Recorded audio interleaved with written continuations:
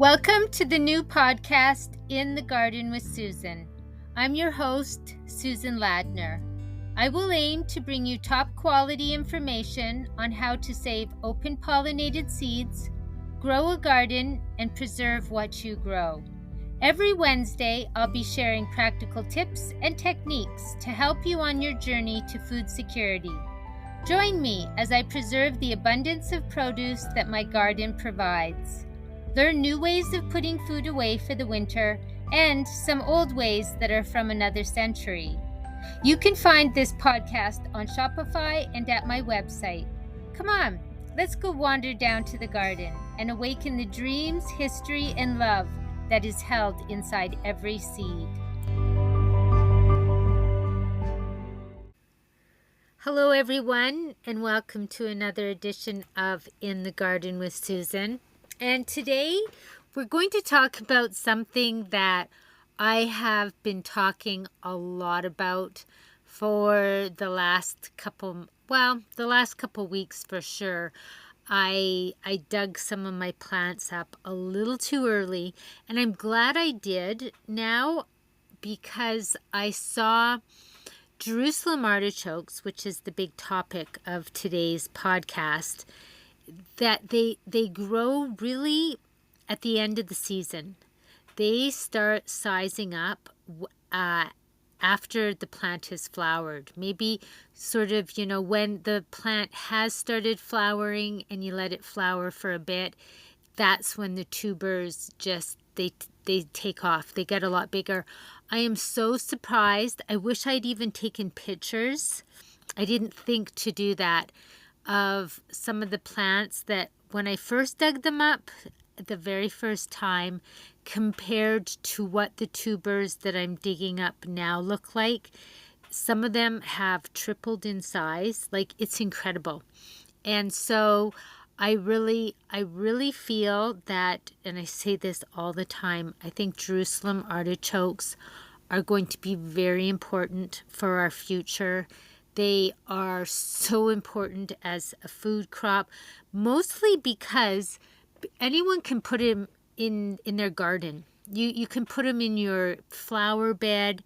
If you don't have a big vegetable garden, you can put them anywhere. You can put them at the front of your house. You can put them at the back of your house. You can just put them in a spare lot. Like, they do not need care, and they look beautiful. No one will ever know that they're Jerusalem artichokes unless they know what they are, because they look like sunflowers. And they do have the nickname of wild sunflowers. And the most amazing thing about them is you can plant them and they take care of themselves. Like this summer, I was unable to water my Jerusalem artichokes, and I really was a little worried. I thought I was going to lose some of them. And then some of the varieties got eaten down by the goats. Not even just once. Like, I had the one variety planted outside the garden, and the goats were let out and they chewed them all down. So I had to dig them up and move them. And then once they were moved, they just started growing, and the goats got in the garden and chewed them all down again. And despite this, they survived. So it's like a plant that's hard to kill. And then they had no water on top of that. And some of these plants, like the sclerospelka, they really had the brunt of it. Like, they had a lot of hardships this summer. And now and they did not look good at first. When I didn't even want to dig any plants up because I dug around and they were so tiny. And it seemed like the sclerospelka, well, it didn't seem, they were the last to flower.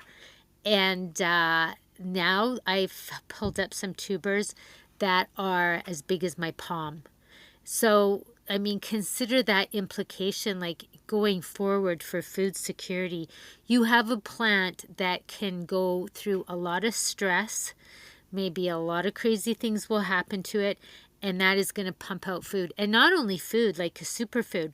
So this is what I want to talk about today. I want to do a little bit of a podcast about it because I realize most of the time I do podcasts. Some of them are for myself to do research on information.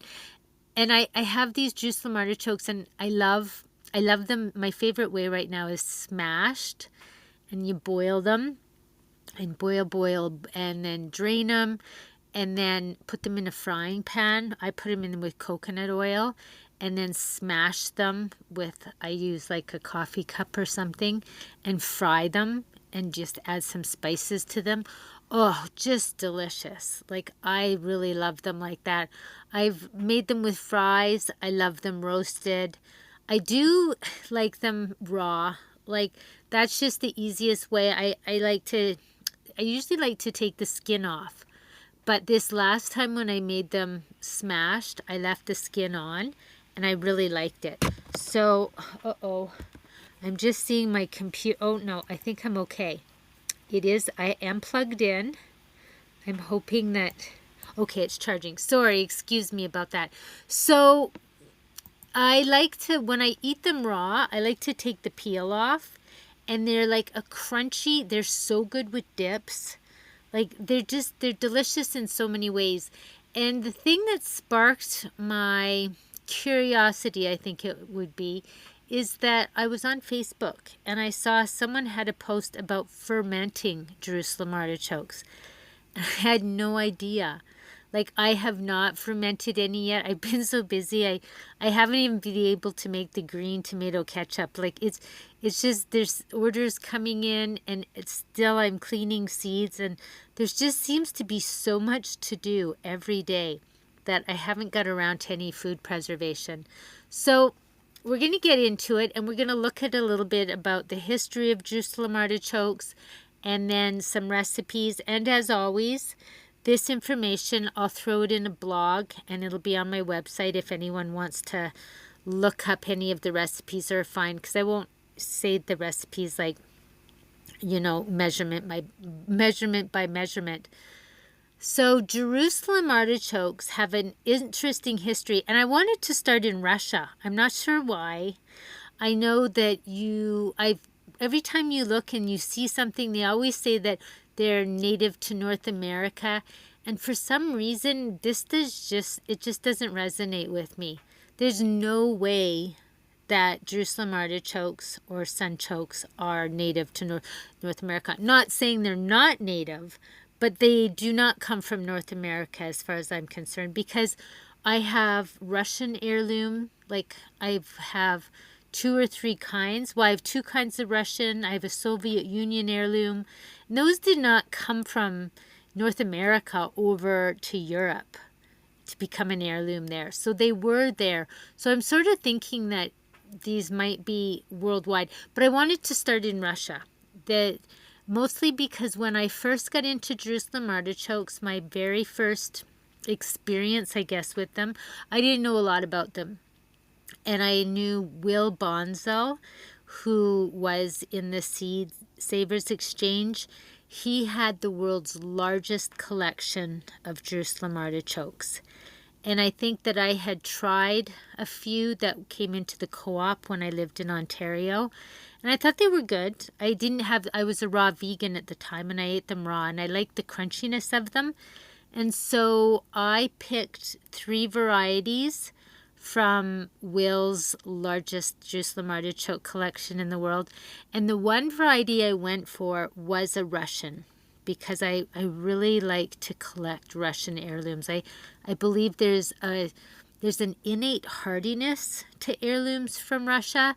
There's something special about them, and mostly because I live in Canada. I'm sure some of my listeners live in Canada, but we can have some pretty extreme winters here. And I think that, even coming seeds from Siberia, like anywhere, I think Russia, they're strong seeds that can get through, they can handle some cold, or they can handle like the maybe the frost. They're used to a little bit of a different, colder climate. But anyway, I'm going way off topic here. So let's get back to the Jerusalem artichoke. So we're starting in Russia. We're looking at the history of sunchokes in Russia, and they actually have a very interesting history. And so from what I found, it says they were introduced in the 18th century, like introduced from where, I don't know. That's a little bit odd. But where did they come from? Did they come from North America over to Russia? So anyway, when they were introduced in the 18th century, they became a staple, especially in the rural areas. And their hardiness in cool climates and poor soils made them particularly valuable to farmers. And this is the thing. Some of the areas in the garden here are not good soil. There are some areas that have really good soil, and there's some areas that, like, there was a forest there and they just cut down the trees. In some areas it's like they buried the trees, so I'm gardening on wood. Like, it's unbelievable. So, and some areas, like, there doesn't seem to hardly be any topsoil there. And so some of these varieties got planted in poor soil, and they've all done well. There has not been one plant that I've dug up so far that has not done well. And this was I didn't put any amendments in the soil. I didn't give them any extra nutrition. They didn't have any water except for the Nahodka, which is a Russian variety. They started to look They were starting to fade and droop. They could not handle, like, there was the heat waves and the drought, and I did have to start watering them. They got a couple waterings and they perked up again because I didn't want to lose them. But everyone else in the garden, all the other Jerusalem artichoke varieties, none of them were watered. So it's an amazing hardiness to them. And so I can understand why these would be valuable, like, to anyone, like, especially, so these farmers out in the rural areas in Russia, you can put these tubers planted in any soil and you're going to get some food out of there. So the introduction and adaptation in Russia is that Jerusalem artichokes were brought to Russia in the 1700s from Western Europe. There we have it. That's where they came from. And this is where they were already cultivated. They adapted well to the Russian climate, thriving in the harsh winters and resisting common plant diseases. By the 19th and early 20th centuries, the Jerusalem artichoke was sometimes called ground pear in Russian. Its popularity surged in times of hardship, including wars and famines, because it could grow in less fertile soils with minimal care. Its high fiber and inulin content made it nutritious and filling, and it was often used as a substitute for potatoes. In traditional Russian folk medicine, Jerusalem artichokes have long been valued for their health benefits, especially for digestion and blood sugar management. The inulin they contain, a prebiotic fiber, is helpful for blood sugar regulation and gut health, and they were commonly recommended for those with diabetes. In the 20th and 21st centuries, Jerusalem artichokes gained renewed interest in Russia as a health food. In Soviet times, they were researched for potential agricultural expansion, though potatoes and grains remained primarily the staples. Today, they are appreciated for their health benefits and are increasingly used in Russia for medicinal teas, powders, and supplements for their prebiotic effects.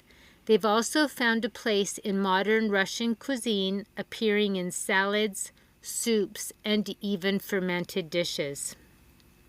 In some parts of Russia, Jerusalem artichokes were traditionally fermented, pickled, or used in kvass, a popular fermented drink.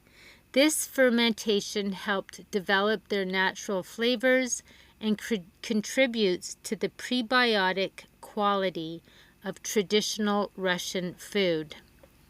Jerusalem artichokes grow wild in many parts of the world, especially in regions with temperate climates.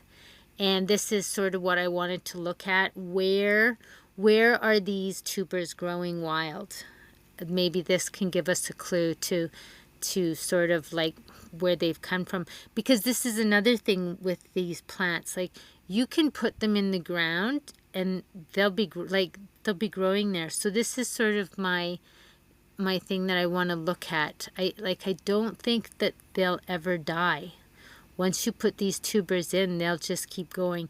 And some of them are invasive. I noticed there are varieties I have in the garden that they branch.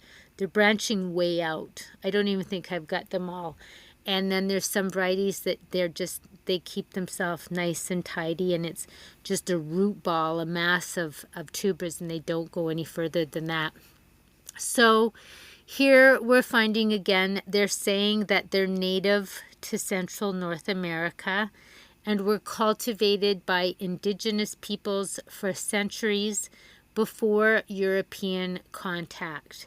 Their wild populations have since spread extensively, often flourishing in areas where they were once cultivated but later escaped cultivation. So native to North America, Jerusalem artichokes grow wild from central Canada to the southeastern United States. They're especially common in prairies, riverbanks, forest edges, and other open sunny areas. Because of their resilience, they can form dense patches and sometimes crowd out native plants, though they also provide habitat and food for local wildlife.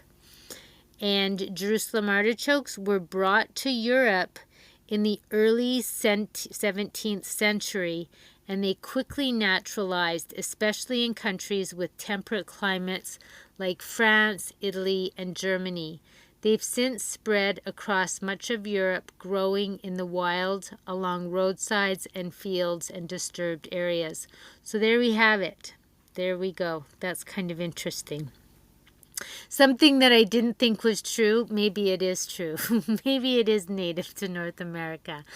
As in Western Europe, Jerusalem artichokes were introduced to Russia and Eastern Europe in the 18th century and quickly became a widespread crop, especially in areas with poor soils. They can now be found growing wild through parts of Russia, Ukraine, and the Balkans, particularly in rural areas.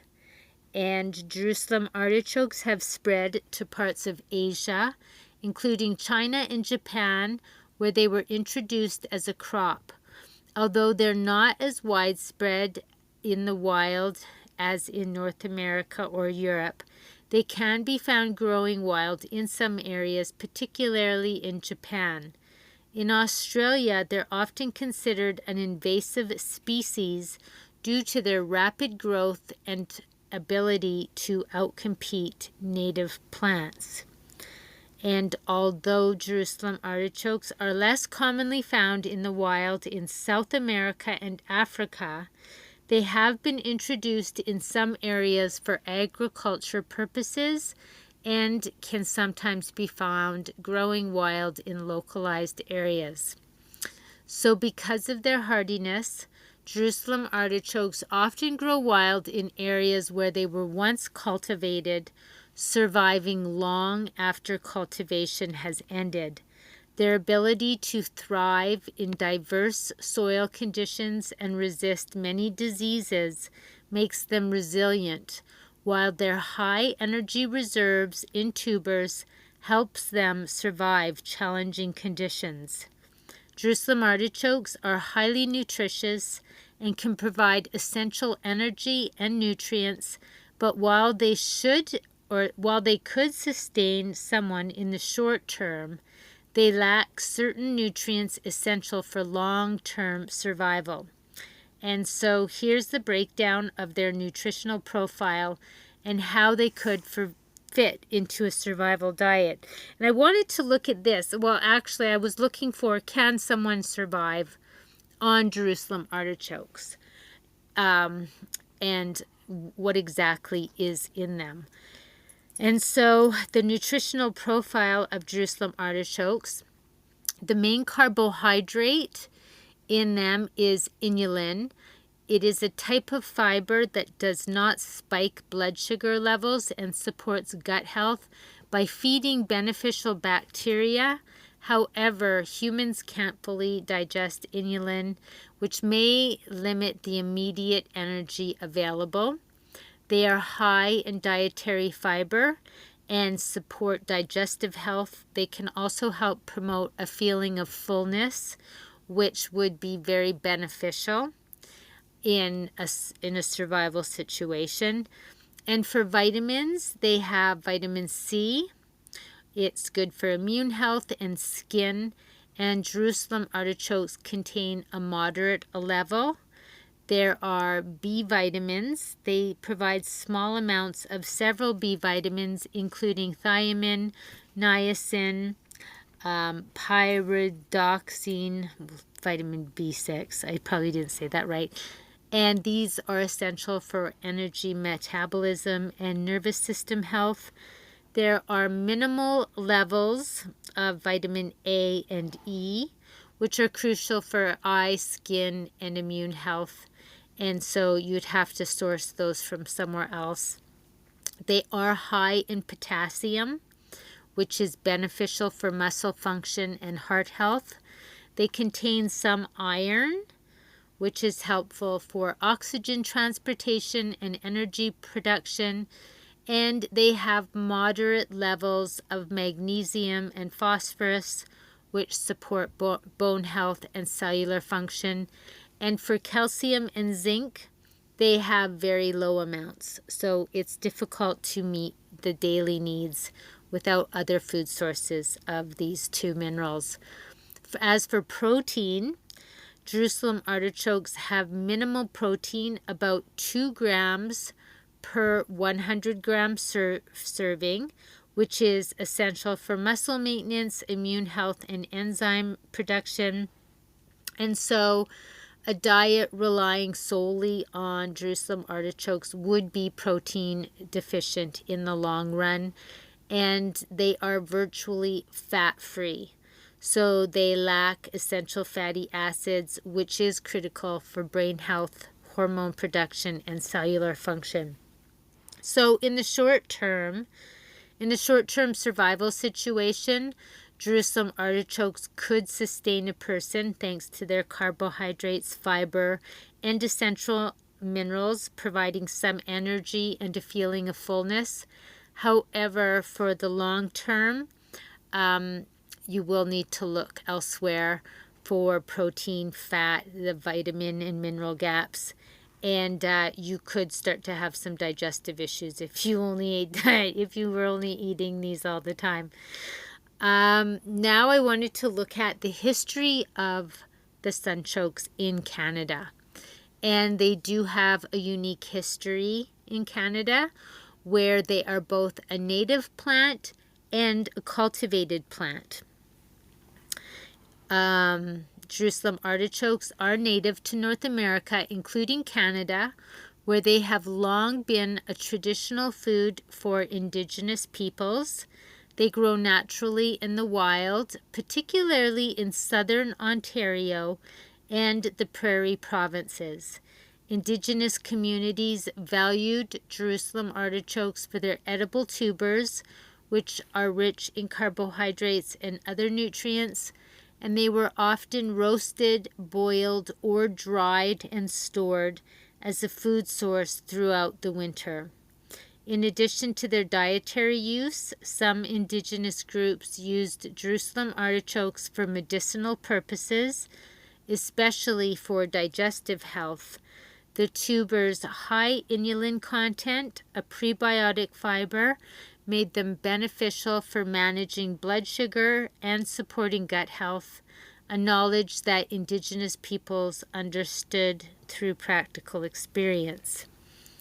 When the European settlers arrived in Canada, they learned from Indigenous peoples about the Jerusalem artichoke and its uses. By the 1600s and 1700s, European settlers began cultivating the plant in small amounts.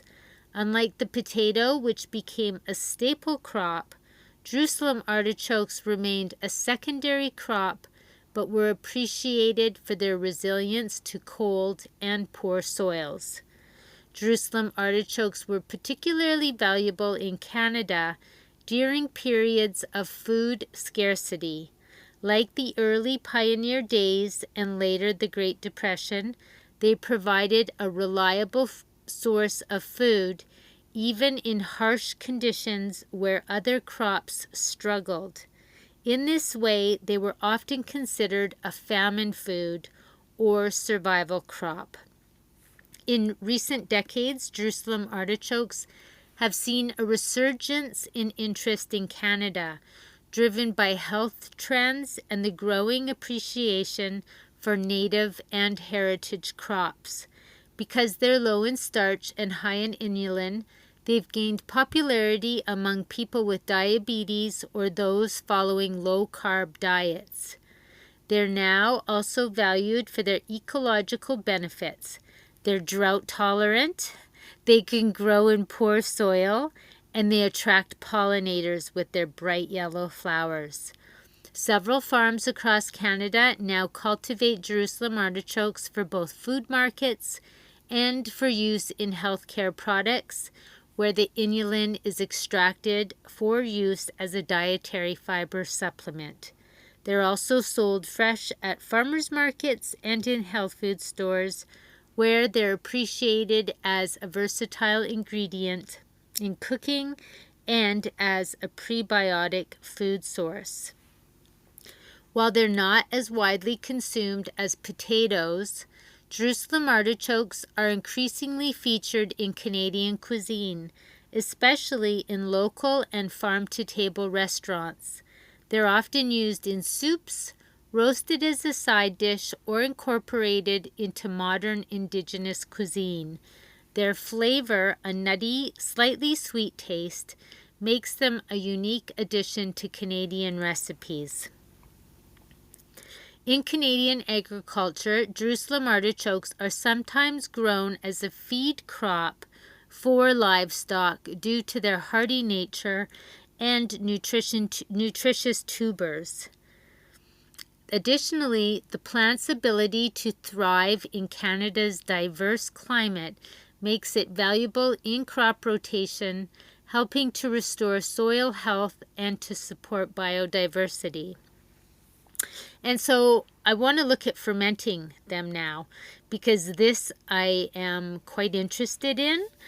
And so fermenting Jerusalem artichokes is a great way to enjoy their health benefits while reducing some of the digestive discomfort that can come from their high inulin content. Fermentation not only preserves the tubers, but also enhances their probiotic qualities, making them a gut-friendly addition to your diet. So here we're going to talk about how to ferment them.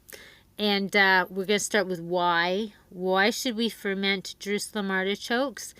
Because one, it's easier digestion. The fermentation will break down some of the inulin, making it easier for the digestive system to process. Fermentation adds a tangy, slightly sour flavor, which complements their natural nuttiness and sweetness. And the fermentation process introduces beneficial bacteria, which will support gut health.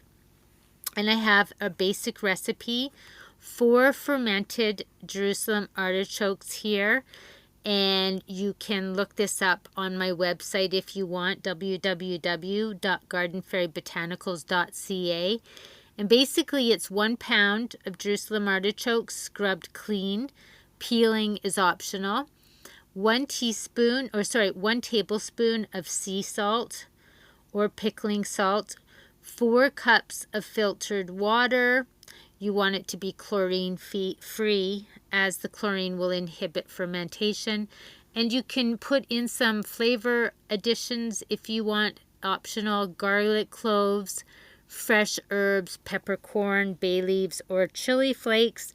Take a clean glass jar A quart size works well. And then you'll want a lid, plastic or glass, a weight, and cheesecloth or coffee filter.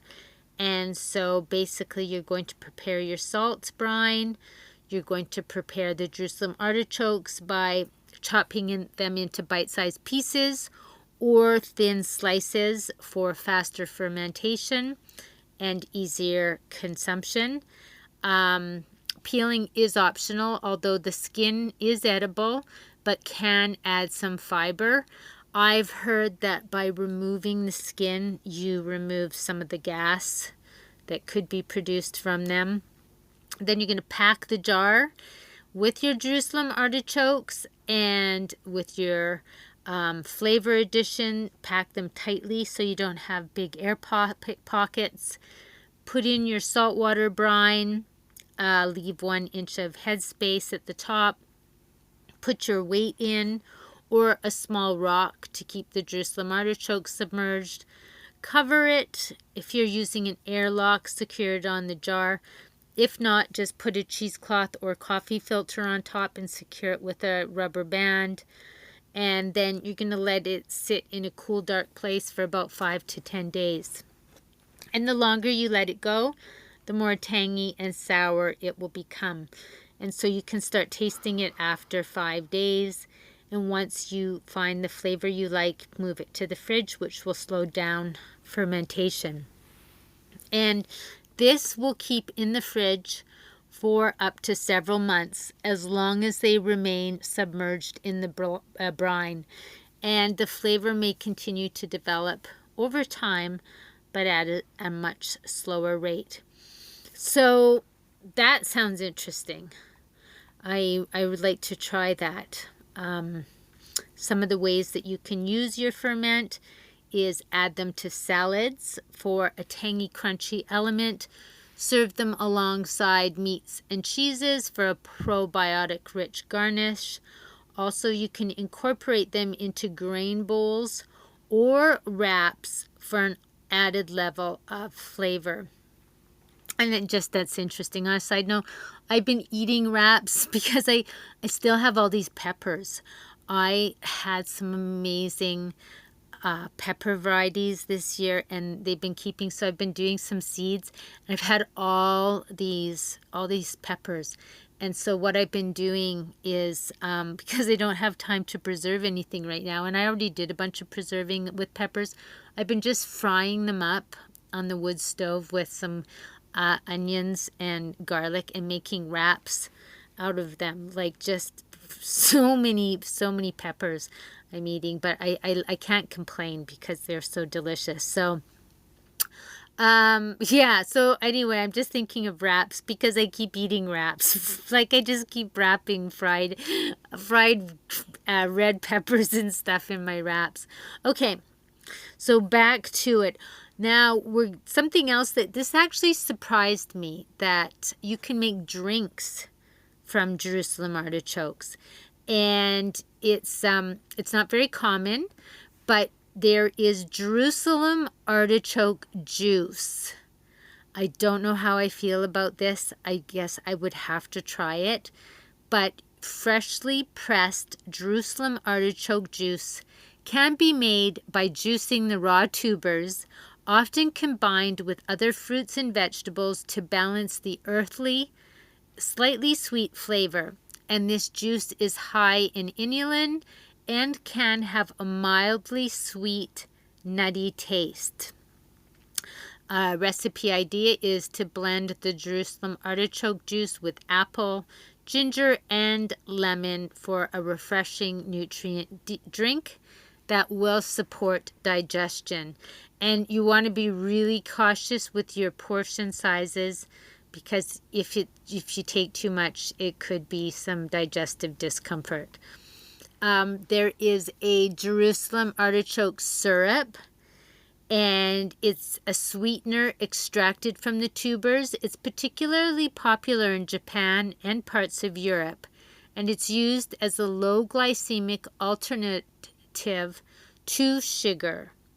And so because of the high inulin content, it doesn't spike blood sugar as quickly as regular sugar. And you can use this syrup in smoothies, coffee, tea, or other drinks for a healthy natural sweetener.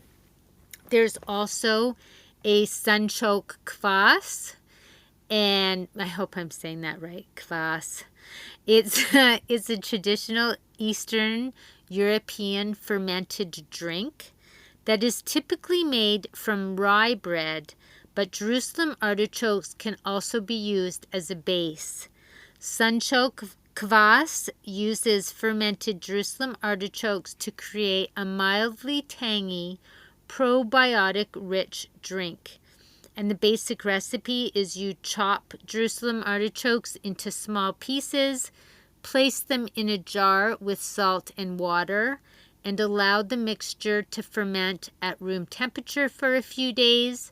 Then strain the liquid to create a light, tangy drink similar to traditional kvass. And this kvass can be flavored with herbs, spices, or even beets for additional flavor.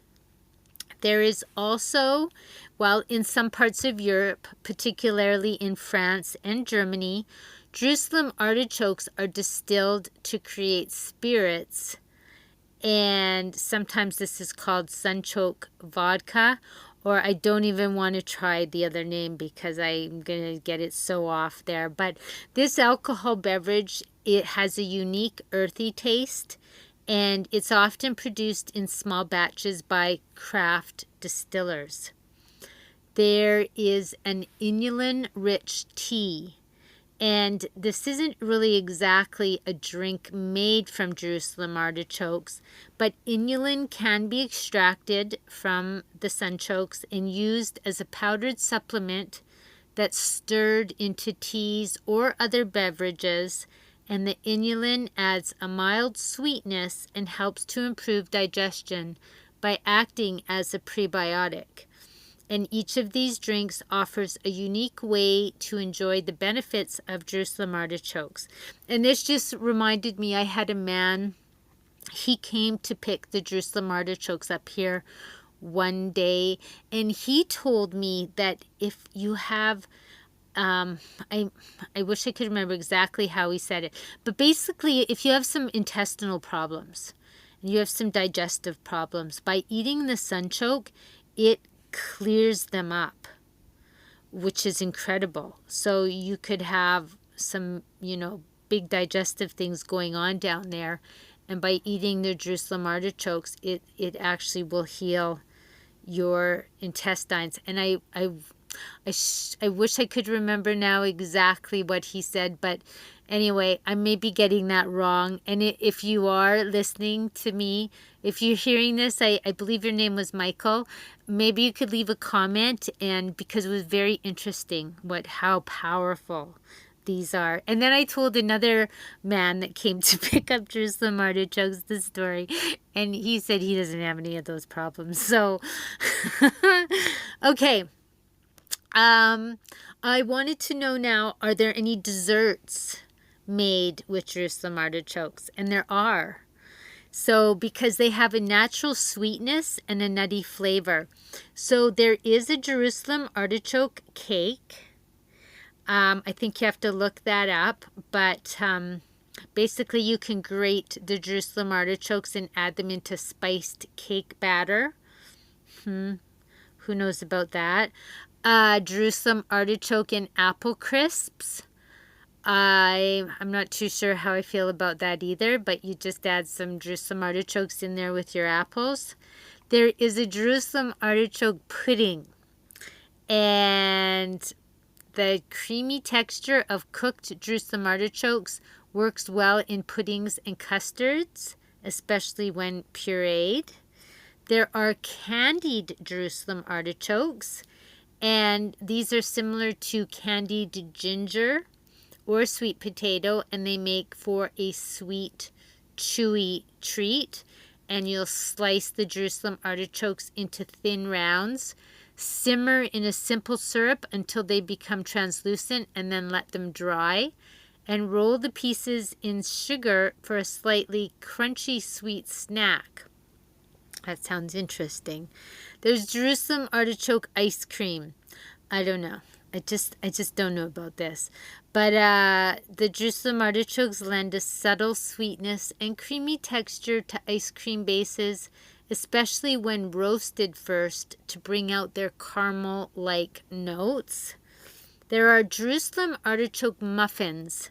Similar to how carrots or zucchini are used in muffins, you can put grated Jerusalem artichokes in to add moisture and mild sweetness. Jerusalem artichoke and chocolate truffles. I just think this is going too far. As much as I love Jerusalem artichokes so much, I love chocolate more. I can't put those two together. I don't even think, who knows though. But it says that pureed Jerusalem artichokes can add creaminess to chocolate truffles, giving them an earthy undertone that complements dark chocolate.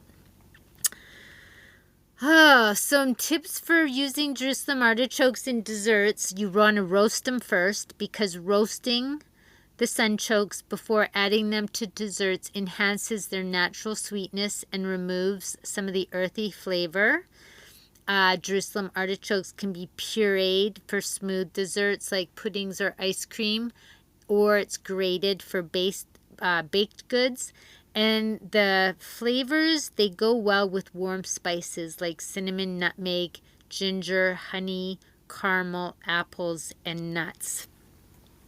And so if anyone's looking for the recipes on those guys, I will have the full recipes on my website.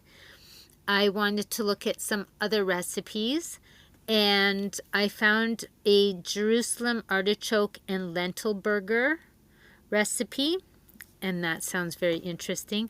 There's also a roasted Jerusalem artichoke with Brussels sprouts, cranberries, and chestnuts. There is a Jerusalem artichoke risotto with hazelnuts, creamed Jerusalem artichokes, and this sounds really delicious. It's thinly sliced sunchokes. You cook them in a cream with garlic, onion, and leek, and it's an indulgent dish that is an excellent alternative to traditional creamed potatoes. There's also a salmon with Jerusalem artichoke puree and herb sauce, and so those recipes showcase the Jerusalem artichokes in different culinary styles. Some of the popular ways that people, generally, I think most people that eat the Jerusalem artichokes, they will roast them, and they're delicious roasted. They're fantastic roasted. You can also make a creamy Jerusalem artichoke soup.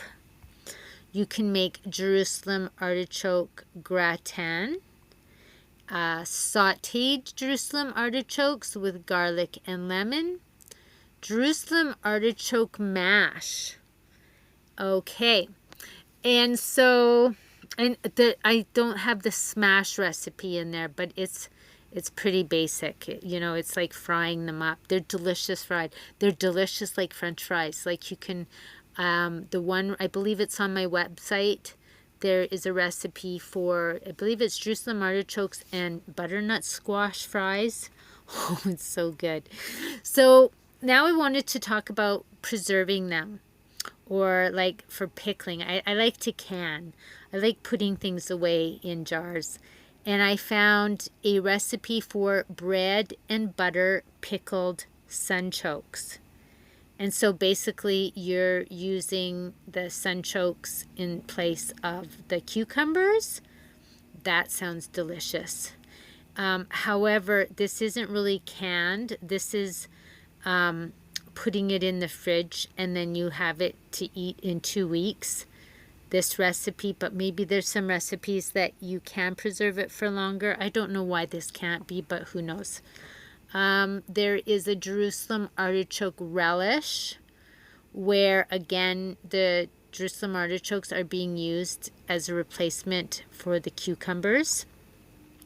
And then there is a traditional pickled sunchoke, and it's Sunchokes, apple cider vinegar, salt, and turmeric. And you can, you can can these up. There's also root cellar storage, and this is how I generally store. Well, I do the two ways. I leave some in the ground.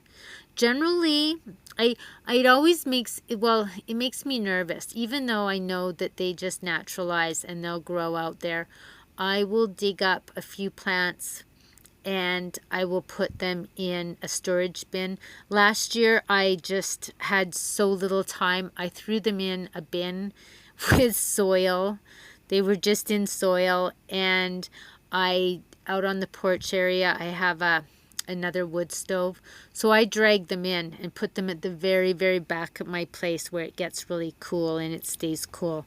And they did well. Like I ate them through the winter, and the ones that were left in the bottom of the bin in spring, they were great. The ones that were done, and then you dig them up. Then you go out to the garden and you dig up the ones that have been sitting there, and those are such a treat. They are so sweet. Like, they're even more amazing. Like, it's incredible how amazing they are when you dig them up in spring. That's when I really love them raw. They just have this flavor. It's like they become sweeter.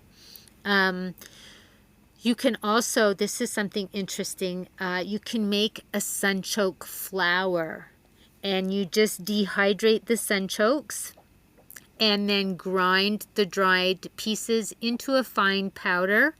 And this can be used as a gluten-free thickener or mixed with other flours in baking, and it has a mild, nutty flavor. So there we go. Oh my gosh, this has been a little bit of a long one today. I apologize. I've gone so over time. You can tell I love sunchokes. I love talking about them. I love eating them. I love growing them. I love collecting them. And that said, if I presently have 11 varieties, not all of them are offered on my website right now. But if there is a variety that any of my listeners may have, and you know the name of it, or like you know the variety, last night I got really excited. I believe it was called Sunray, and I started placing an order for them, and then I found it was down in the States. But I had a variety called Whitford, and it's still out on the farm. It's on Guns Hill Road. I think about writing the people who bought the farm a letter and seeing if maybe I sent them money for a flat rate box, if they could send me some of the Jerusalem Artichokes that are there, the 3 varieties. However, if anybody has Whitford, or I'm looking for this, and I'm on the lookout for all different varieties that I don't carry. So with that, I'm going to bid you adieu, and thank you so much for listening. I hope you enjoyed this, and we will see you in the garden. And just on a side note, if anyone's wondering what happened to the outroll, my last phone died and it stopped taking a charge. And so I know the last couple podcasts have not had the outroll, and I couldn't actually, because I would hold the phone up, I'd play it, and I would speak as I did the outroll. Well, my phone wasn't working, and so this is why it just ends. But I'm hoping I will get, I have the music on my computer here somewhere, because I did purchase the license for the outroll, and maybe as soon as I get some of these seeds and things dealt with, and things are a little bit calmer here, and I actually have some counter space, and I'm not looking at trays of seeds or trays of stuff drying everywhere, or even green tomatoes everywhere, then maybe I'll try and get the outroll going. But until then, we will see you in the garden.